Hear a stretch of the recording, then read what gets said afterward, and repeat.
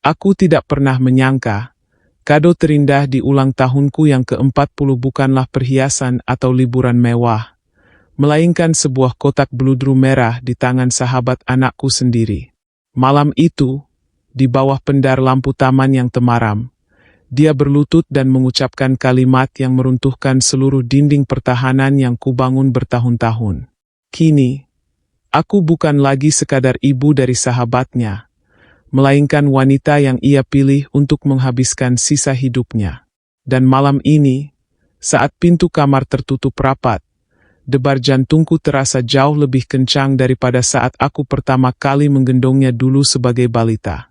Malam pertama kami dimulai dengan kecanggungan yang manis. Sebuah transisi dari rasa hormat menjadi rasa cinta yang mendalam. Suasana pesta ulang tahun itu sebenarnya sangat meriah. Balon-balon berwarna rose gold menghiasi sudut ruangan, dan tawa riuh rendah dari teman-teman kantorku memenuhi udara. Namun, mataku tidak bisa berhenti melirik ke arah sudut taman, di mana sosok pria muda bernama Aris berdiri tegak. Aris adalah sahabat karib putra sulungku, Dimas, sejak mereka masih duduk di bangku sekolah dasar.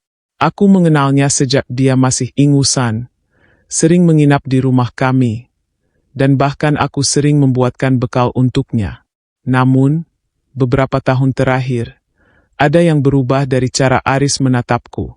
Tatapannya bukan lagi tatapan seorang anak kepada ibu temannya, melainkan tatapan seorang pria dewasa yang menyimpan kekaguman mendalam.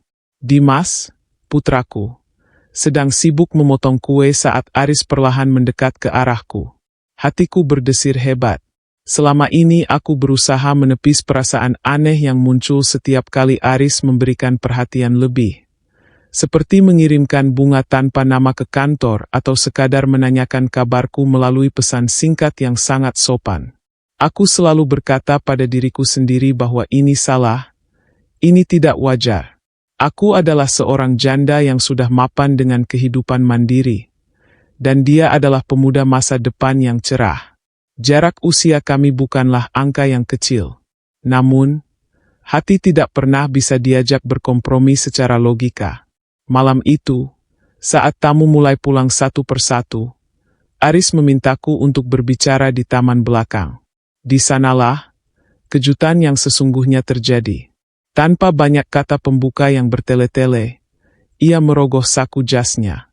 Di bawah saksi bisu rembulan yang menggantung perak di langit malam, ia menyatakan cintanya. Ia mengaku telah menyimpan rasa itu sejak ia lulus kuliah, sebuah rasa yang ia simpan rapat demi menghormati persahabatannya dengan Dimas. Ia tidak memintaku menjadi ibunya, ia memintaku menjadi istrinya. Lamaran itu bukan sekadar kata-kata, tapi sebuah janji untuk melindungiku di masa tua. Keberaniannya meruntuhkan segala keraguanku. Pernikahan kami berlangsung sederhana namun penuh haru beberapa bulan kemudian. Tentu saja, persahabatan Aris dan Dimas sempat mengalami guncangan hebat. Dimas awalnya merasa aneh, bahkan sempat tidak berbicara dengan Aris selama berminggu-minggu. Namun, melihat kebahagiaan terpancar di wajahku dan kesungguhan Aris yang tetap menghormati Dimas sebagaimana mestinya, perlahan es itu mencair.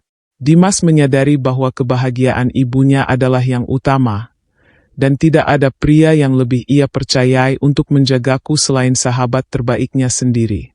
Kini, setelah resepsi yang melelahkan namun membahagiakan itu usai, aku berdiri di depan cermin kamar pengantin kami. Kamar ini terasa berbeda. Harum bunga sedap malam menyeruak lembut, memberikan kesan magis sekaligus menegangkan. Aku mengganti kebaya pengantin yang berat dengan pakaian tidur yang lebih ringan namun tetap sopan. Di balik pintu, aku mendengar langkah kaki Aris. Jantungku berdegup sangat kencang, seolah-olah ini adalah pengalaman pertama bagiku. Ada rasa gugup yang luar biasa, sebuah perasaan yang sudah sangat lama tidak kukenal. Pintu terbuka perlahan, dan Aris masuk. Ia tampak sudah berganti pakaian. Saat mata kami bertemu melalui pantulan cermin, ada keheningan yang menyelimuti. Bukan keheningan yang menyesakkan, melainkan keheningan yang penuh dengan rasa syukur dan keajaiban. Ia mendekat, berdiri tepat di belakangku, lalu meletakkan kedua tangannya di pundakku. Sentuhannya terasa hangat, namun sukses membuat bulu kudukku merinding karena desiran emosi yang meluap-luap. Aris berbisik lirih bahwa ia masih tidak percaya wanita yang selama ini hanya bisa ia pandangi dari jauh, kini telah resmi menjadi belahan jiwanya. Suaranya yang rendah dan bergetar menunjukkan bahwa ia pun sama gugupnya denganku. Ia memutar tubuhku perlahan sehingga kami kini berhadapan. Aku bisa melihat pantulan diriku di matanya yang bening. Di sana tidak ada keraguan, hanya ada ketulusan yang murni. Malam itu, kamar kami menjadi saksi bisu bagaimana dua jiwa yang terpaut usia cukup jauh mencoba menyatukan ritme jantung yang saling berkejaran. Kami duduk di tepi ranjang, masih dengan rasa canggung yang menyelimuti. Aris menggenggam jemariku, mengusapnya dengan ibu jari untuk menenangkan debar dadaku yang kian tak beraturan. Ia mulai bercerita tentang betapa seringnya ia memimpikan momen ini. Momen di mana ia bisa memanggilku dengan sebutan yang lebih mesra daripada sekadar tante. Percakapan itu mengalir, perlahan-lahan mencairkan kekakuan yang ada. Kami tertawa kecil tentang betapa anehnya takdir membawa kami ke titik ini. Namun, seiring berjalannya malam, suasana berubah menjadi lebih intim. Cahaya lampu tidur yang kuning redup menciptakan bayangan-bayangan romantis di dinding. Aris mendekat. Jarak di antara kami terkikis habis. Aku bisa merasakan napasnya yang hangat di keningku. Ia mengecup dahi dengan sangat lama, sebuah kecupan yang penuh dengan rasa hormat dan janji setia. Rasa takut dan gugup yang tadi menyelimuti perlahan memudar, digantikan oleh rasa aman yang luar biasa. Tangannya dengan lembut menyentuh pipiku, menuntun pandanganku untuk tetap terkunci pada matanya.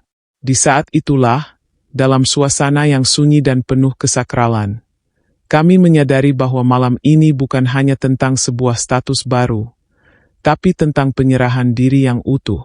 Dengan gerakan yang sangat berhati-hati dan penuh kelembutan, Aris menunjukkan cintanya. Tidak ada paksaan, tidak ada ketergesa-gesaan. Semuanya mengalir seperti air, mengikuti naluri kasih sayang yang telah lama terpendam. Malam itu, di bawah lindungan bulan muda yang mengintip dari balik tirai, kami akhirnya menyatukan cinta kami dalam ikatan yang paling suci. Perasaan berdebar di dada bukan lagi karena ketakutan akan penilaian orang lain, melainkan karena getaran cinta yang membuncah. Kami melewati malam pertama kami dengan penuh kehangatan, saling mengeksplorasi perasaan satu sama lain dalam diam yang paling indah. Setiap sentuhan adalah komunikasi. Setiap tatapan adalah janji bahwa esok hari akan lebih baik dari hari ini. Keesokan paginya, saat sinar matahari mulai menerobos masuk, aku terbangun dengan perasaan yang jauh lebih tenang. Aris masih terlelap di sampingku, wajahnya tampak sangat damai. Aku tersenyum menyadari betapa hidup ini penuh dengan kejutan. Siapa yang sangka, sahabat anakku akan menjadi pria yang memberiku kehangatan di masa tua. Persahabatan mereka mungkin berubah bentuk, namun kini ada ikatan keluarga yang jauh lebih kuat. Aku bangkit dan menyiapkan kopi, menatap keluar jendela sambil mengenang perjalanan panjang kami. Dari sekadar tamu yang sering meminta izin untuk bermain game di rumah, kini ia adalah kepala keluarga di rumah ini. Cinta memang tidak mengenal batasan usia atau status sosial sebelumnya. Ketika dua hati sudah diputuskan untuk bertaut, dunia hanya perlu belajar untuk menerima. Dan malam pertama yang penuh debar itu hanyalah awal dari ribuan malam indah lainnya yang akan kami lalui bersama, sebagai suami dan istri yang saling menggenapi. Kisah kami mungkin terdengar seperti drama di telinga orang lain. Namun bagi kami, ini adalah kenyataan paling manis yang pernah Tuhan tuliskan. Lamaran di hari ulang tahun itu benar-benar mengubah segalanya, meruntuhkan batasan-batasan kaku dan menggantinya dengan ruang kebahagiaan yang luas. Kami telah melampaui fase gugup itu, dan kini yang tersisa hanyalah perjalanan panjang untuk saling mencintai hingga napas terakhir. Persahabatan yang berubah menjadi persaudaraan, dan cinta yang tumbuh dari rasa hormat, menjadi pondasi kokoh bagi pernikahan kami yang unik ini. Pernikahan ini mengajarkanku bahwa keberanian untuk mengikuti kata hati jauh lebih penting daripada rasa takut akan komentar dunia. Aris telah membuktikan bahwa usia hanyalah angka, dan kedewasaan diukur dari cara seseorang memperlakukan pasangannya.